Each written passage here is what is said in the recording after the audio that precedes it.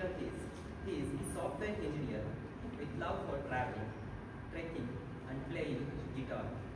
His take on theme, our land, our taste, celebration of traditions and flavors that defines who we are. I welcome Toastmaster Ankur on stage, please.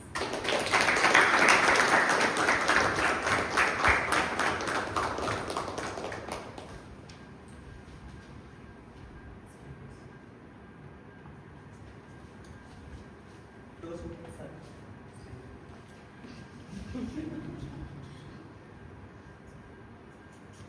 Toastmaster Ankur, speech title Eating with a Purpose. Toastmaster Ankur.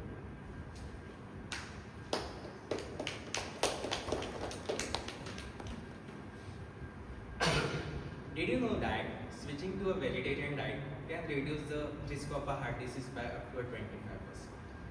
Good evening, fellow Toastmasters and guests. Good evening. A year ago, if someone had told me this, I would have laughed because I was a hardcore non-vegetarian. Chicken, fish, eggs, they were all parts of my daily plates. And yet today, I proudly call myself a vegetarian. What changed? That's the story I want to share with you today. For me, the decision began with health. I wanted to feel more lighter, more energetic, and more in control of my diet. Slowly, I started reading about the benefits of plant-based food. And the more I discovered, the more curious I became. Could I really survive without chicken? At first, it felt impossible. But I told myself, let's try it for 1 month. Like any new habits, the first few days were tough. I miss the taste of chicken gravy. I miss the smell of grilled fish. And cooking vegetarian meal felt boring. Paneer every day, no thanks. But apart from the cooking, I also noticed something very funny in real life.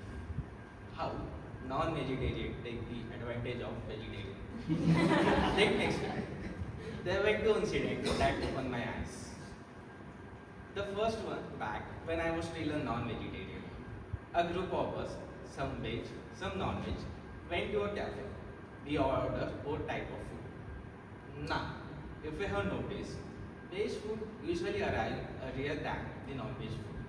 And sure enough, veg food arrived first. And guess what happened? Me, non-vegetarian, had a freedom to eat food. So naturally, we pounced on the veg dishes. Paneer, chole, aloo, everything disappeared faster than the magician trick. And by the time the non-veg food arrived, our poor vegetarian friends were just sitting there, helplessly staring at the plates, empty plates, and at us. Fast forward to a few months ago, same situation, but this time I was in a vegetarian group. Veg food arrived, and before we could even touch it, the non-vegetarian friends had already attacked it. And by the time their chicken and fish arrived, our plates looked like the Sahara Desert. Completely. That day, I finally understood why vegetarians secretly carry the snacks in their bag. It's not a health consciousness, it's a survival strategy. That was a moment I realized what goes around comes around. The injustice once I did to the vegetarian had finally come back to me. But yeah, and of course, the fun was not only outside. Even in my kitchen, I had my fair share of experiment. Some successful, some unforgettable. I began to discover the power of bean, pulses, and seed. Slowly, I realized the veg food doesn't have to be done. It can be colorful, creative, and absolutely delicious. But every experiment was not a success. Once I tried to make a soya chunk biryani. Let's say it turned out more like a soya chunk disaster. My friends were polite. They smiled and said, "Wow, interesting texture." And we all know what that really means. Thank you, but we are never eating at your place again. Within a few months, I started noticing changes. My body felt lighter, my energy after workout improved, and I wasn't as lazy after meal. And more importantly, I noticed a stronger connection with the mindful eating. I was not eating to just fill my stomach, I was eating to fill my body. And I felt proud that my choices were also better for the environment. 1 year later, I don't even crave non-veg food anymore.